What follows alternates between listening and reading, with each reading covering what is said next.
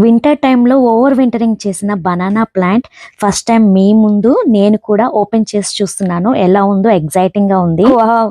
ఇది నేను ఎక్స్‌పెక్ట్ చేయలేదండి. చెట్టు ఇంకా కొత్త కొత్త లీవ్స్‌ని ప్రొడ్యూస్ చేస్తుంది. నేను కప్పేసి ఉంచినా కూడా అసలు జనరల్‌గా ఇలా నేను ఎక్కడైతే ట్రిమ్ చేసేసానో అక్కడ ఎండ్ అయిపోయి పక్కన నుంచి పప్స్‌ని ఇవ్వాలి. అంటే కొత్త కొత్త మొక్కల్ని ఇవ్వాలి.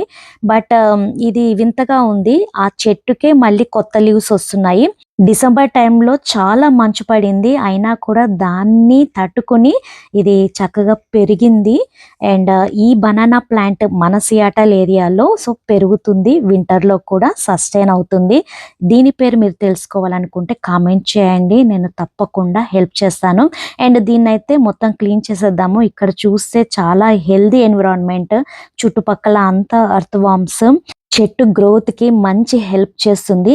అండ్ మనం గ్రీన్ లీవ్స్‌ని చూసాం కాబట్టి గ్రోత్ ఉంది కాబట్టి దీనికి తోడుగా దీనికి ఇంకొంచెం కంపోస్ట్‌ని కొత్త సాయిల్‌ని కూడా యాడ్ చేద్దాము. అండ్ నేను అబ్జర్వ్ చేసింది ఏంటి అంటే ఇక్కడ ఒక చిన్న మొక్క కనబడుతుంది. అది నేను పప్పు అనుకుంటున్నాను.